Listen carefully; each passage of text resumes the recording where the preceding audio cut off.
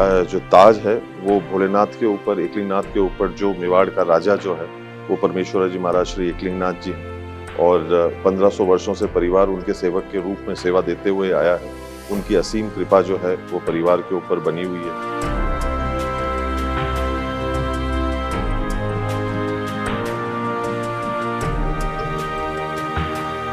जहाँ तक मेवाड़ का जो है सवाल है, मेवाड़ के लोग एक दूसरे के साथ में बड़े घुल मिलकर हमेशा से रहे हैं। चाहे वो मतलब अगर मेरे पिताश्री की ही बात कर लें, मेरे दादाश्री की बात कर लें या अन्य वीर शिरोमणि महाराणा प्रताप की बात कर लें, वो ऐसे व्यक्ति थे जो अन्य दूसरे लोगों के साथ बैठकर एक थाली में भी उन्होंने जो है वो खाना जो है वो भोजन जो है वो ग्रहण किया है।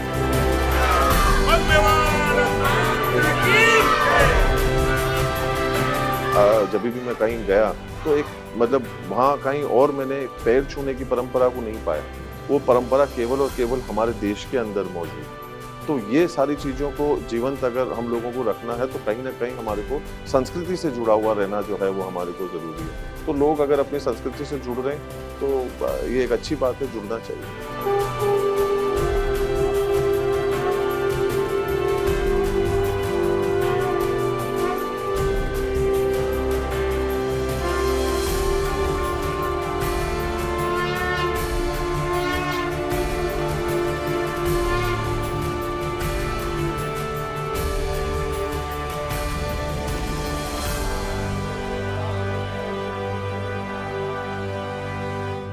नमस्कार, द प्रिंट में आपका स्वागत है।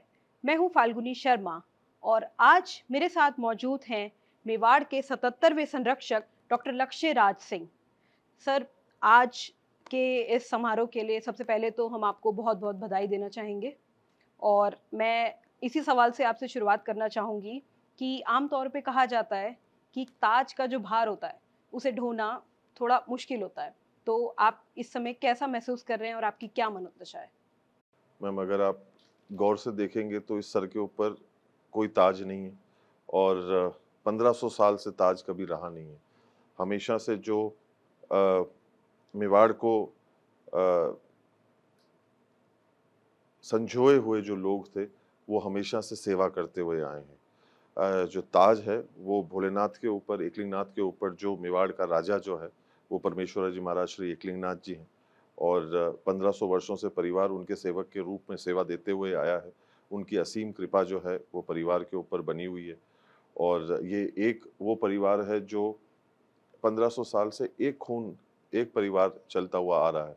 तो ये एक ज़िम्मेदारी जो है वो ज़रूर है और ये उनकी कृपा के बिना जो है वो मुमकिन नहीं, गुरु की कृपा के बिना जो है वो मुमकिन नहीं। तो भार तो मैं नहीं कहूँगा, ज़िम्मेदारी ज़रूर और चुनौतियाँ ज़रूर कहूँगा।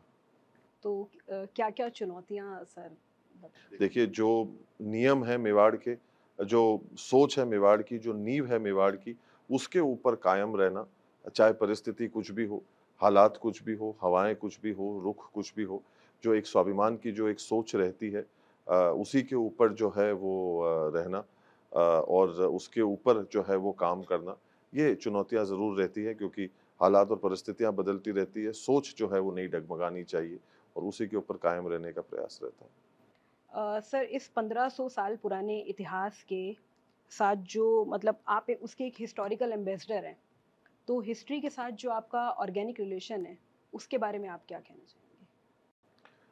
वो बहुत ही त्याग, तपस्या और बलिदान से बनी है। वो आसानी से जो है वो नहीं आई। तो उसकी कहीं न कहीं कद्र करना जो है हम लोगों की ज़िम्मेदारी है और उसको किसी भी तरीके से आने वाले समय के अंदर हमारे किसी सहूलियत की वजह से या लालच या ईर्ष्या या लोभ की वजह से कोई ऐसा काम ना कर बैठे, जिसके अंदर जो पुरखों ने जो चुनौतियाँ जो उनके सामने आई थी और जो राह उन्होंने चुनी थी, जो सोच उन्होंने चुनी थी और जिस रास्ते पे वो चले थे, आज भी हम उस चीज़ से जो है, जो इतिहास से हमारा वास्ता रहा है, वो पल-पल पे हमारे को इस चीज़ से वाकिफ़ कराता रहता है कि आज भी हमारे को उसी प्रकार से जो है, वो सोच रखनी है क्योंकि उस दौर में, उस ज़माने में कई बड़ी चुनौतियाँ उनके सामने आई, जिसका उन लोगों ने सामना किया। आप अपने इंस्टाग्राम के बायो में खुद को साइंटिफिक साधु कहते हैं, तो जी। हम आपसे जानना चाहते हैं कि ये साइंटिफिक साधु कैसे क्या हैं? है? देखिए, मैं उस माध्यम से जो है वो एक सफ़र के बारे में बात करता हूँ, कि देखिए इंसानी जीवन जो है वो मुझे काफ़ी मुतासिर करता है। मुझे काफ़ी पसंद है, मुझे बड़ी दिलचस्पी है उस सोच के अंदर। तो देखिए कहीं न कहीं ये कायनात, ये दुनिया, ये ब्रह्मांड, ये पृथ्वी जो है वो शुरू हुई होगी और मैं ये मानता हूँ कि वो साधु जो उस दौर में रहे होंगे, जो लोग उस दौर में रहे होंगे, वो कैसे रहे होंगे? और आज इस तकनीक की दुनिया के अंदर जहाँ मोबाइल, इंटरनेट सब कुछ जो है पल भर एक चुटकी आप बजाइए इधर तो इधर की बात आप किधर 7 समुंदर बात पार पहुँचाना चाहते हैं, वो आप पहुँचा सकते हैं। तो ये जो पूरा एक सफ़र रहा है, ये मुझे बड़ा दिलचस्प लगता है। तो इस वजह से मैंने जो है अब वो साइंटिफिक साधु कहा कि उस दौर को, उस सफ़र को समझने के लिए। जी। मेरा अगला सवाल आपसे ये है कि पहले जो जनता है, जी। वो राजे रजवाड़ों के जो दर्शन हैं, वो खिड़कियों और अट्टालिकाओं से किया करते थे। लेकिन हम जो हैं, वो सुबह से देख रहे हैं कि आप आम जनता के बीच में पूरी तरह से मौजूद हैं और सोशल मीडिया और दोनों के थ्रू भी आप बहुत ज़्यादा मौजूद देखिए, हैं। मैं बाकी जगहों से थोड़ा-सा कम वाकिफ़ हूँ, पर जहाँ तक मेवाड़ का जो है सवाल है मेवाड़ के लोग एक-दूसरे के साथ में बड़े घुल-मिल कर हमेशा से रहे हैं। चाहे वो मतलब अगर मेरे पिताश्री की ही बात कर लें, मेरे दादाश्री की बात कर लें या अन्य वीर शिरोमणि महाराणा प्रताप की बात कर लें, वो ऐसे व्यक्ति थे जो अन्य दूसरे लोगों के साथ बैठकर एक थाली में भी उन्होंने जो है वो खाना जो है वो भोजन जो है वो ग्रहण किया है। तो मेवाड़ के अंदर कभी भी ये परंपरा नहीं रही। मेवाड़ की ये सोच कभी भी नहीं रही। मेवाड़ की सोच हमेशा सबको साथ में लेकर, सबके साथ बैठकर सबके साथ विचार-विमर्श कर कर रहने का जो है वो सोच रही है, जो आज भी उसी प्रकार से जो है वो कायम है। जी।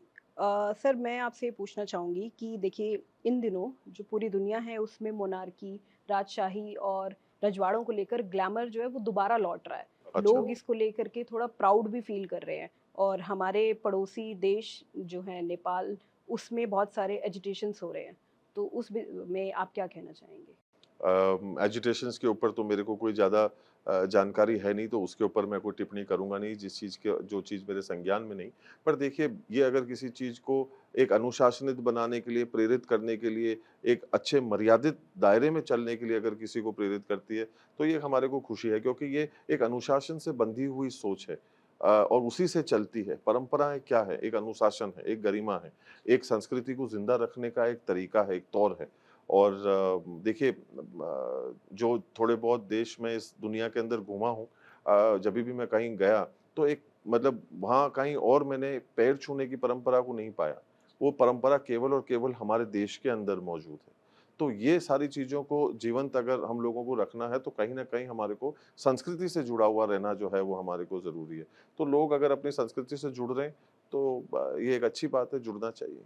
ठीक है, मैं सिर्फ़ इसी से सवाल से बस अंत करना चाहूँगी कि राजशाही का जो रहा है मतलब इसमें उत्तराधिकार एक विवादित मसला रहा है जी। और पिछले दिनों हमने जो भी देखा आपके नाम के साथ और इस अराउंड भी, उसमें आप क्या कहना चाहेंगे?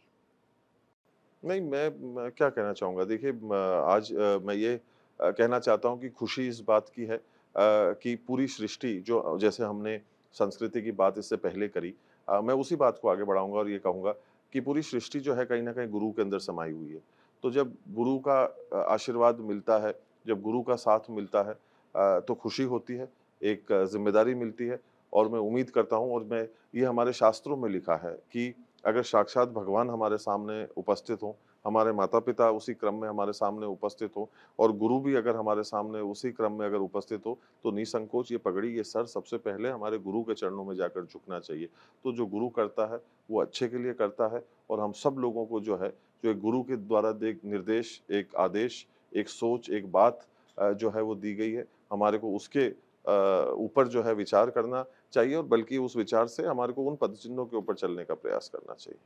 चलिए, तो आज जो है अब इस समारोह के बाद आपके सामने बहुत सारी नई-नई चुनौतियाँ आएँगी, जिनका हम आपसे रूबरू होते रहेंगे और इसे मैं यहीं अंत करना चाहूँगी। ठीक है। बहुत आभार मैम आपका। तो ये थे हमारे साथ मेवाड़ के 77वें संरक्षक डॉक्टर लक्ष्य राज सिंह मेवाड़। इस तरह के और इंटरव्यूज़ के लिए द प्रिंट के साथ बने रहिए।